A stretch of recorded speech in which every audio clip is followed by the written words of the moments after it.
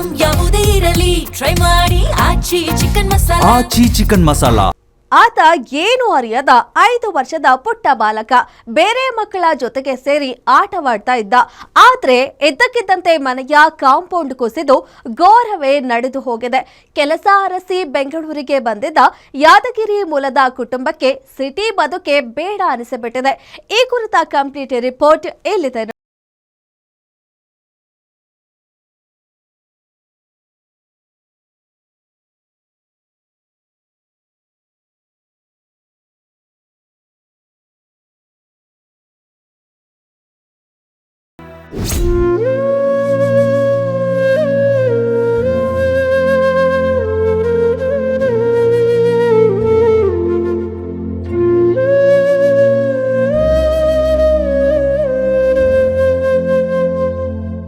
ಮುರಿದು ಬಿದ್ದಿರುವ ಗೇಟ್, ಕುಸಿದಿರುವ ಗೋಡೆ, ರಸ್ತೆಗೆ ಅಂಟಿಕೊಂಡಿರೋ ರಕ್ತದ ಕಲೆ, ಇಷ್ಟೆಲ್ಲ ಅವಾಂತರಕ್ಕೆ ಕಾರಣ ಆಗಿರೋದು ಮನೆ ಮಾಲೀಕನ ಬೇಜವಾಬ್ದಾರಿ. ಯಾರದ್ದೋ ನಿರ್ಲಕ್ಷ್ಯಕ್ಕೆ ಮತ್ಯಾರದ್ದೋ ಕುಟುಂಬ ಇಂದು ಕಣ್ಣೀರು ಹಾಕುವಂತಾಗಿದೆ. ಬೆಂಗಳೂರು ಹೊರವಲಯದ ಬಾಗಲೂರಿನ ಬಂಡಿಕೊಡಿಗೆಹಳ್ಳಿಯಲ್ಲಿ 3 ಮಕ್ಕಳು ಆಟವಾಡ್ತಿದ್ದ ವೇಳೆ ನರಸಪ್ಪ ಎಂಬುವರ ಮನೆಯ ಕಾಂಪೌಂಡ್ ಗೋಡೆ ಕುಸಿದು 5 ವರ್ಷದ ಅಫೀನ್ ಎಂಬ ಬಾಲಕ ಮೃತಪಟ್ಟಿದ್ದಾನೆ. ಬಾಡಿಗೆಗೆ ಬಂದವ್ರೆ ಏನು ಕೂಲಿ ಮಾಡ್ಕೊಂಡು ತಿನ್ಬೇಕು ಅವ್ರ ಮಕ್ಕಳು. ಒಂದೇ ಒಂದು ಗಂಡು ಮಗು ಸ್ಪಾಟ್ ಆಗೋಯ್ತು ಇಲ್ಲಿ ಗೋಡೆ ಬಿದ್ದು.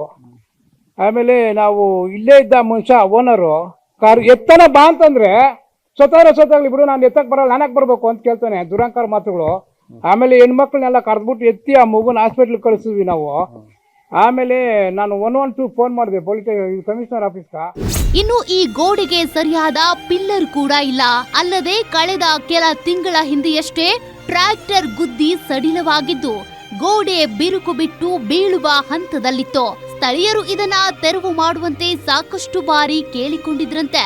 ಆದ್ರೆ ಅದಕ್ಕೂ ಕ್ಯಾರೆ ಅನ್ನದ ನರಸಪ್ಪ ಅದನ್ನ ಹಾಗೆ ಬಿಟ್ಟುಕೊಂಡಿದ್ದ. ನಿನ್ನೆ ಮಕ್ಕಳು ಬಾಗಿಲು ಹಿಡಿದು ಆಟವಾಡುವಾಗ ಗೋಡೆ ಬಿದ್ದು ಈ ಅನಾಹುತ ನಡೆದಿದೆ. ಆಗಲೂ ಮೊಂಡತನ ತೋರಿದ ನರಸಪ್ಪ ಘಟನೆ ನಡೆದ ಜಾಗದಲ್ಲೇ ಇದ್ರು. ಮಗುವಿನ ರಕ್ಷಣೆಗೆ ಬರದೆ ಉಡಾಫೆ ತೋರಿದ್ರು ಅನ್ನೋದು ಸ್ಥಳೀಯರ ವಾದ.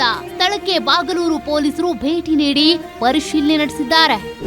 ಗೋಡೆ 4 ತಿಂಗಳಲ್ಲೇನೆ ಟ್ರ್ಯಾಕ್ಟರ್ ತಗೊಂಬಂದು ರಾಗಿ ತುಂಬಕ್ಕೆ ಅವನು ರಿವರ್ಸ್ ಹೊಡೆದು ಲೂಸ್ ಆಗೋಗಿತ್ತು.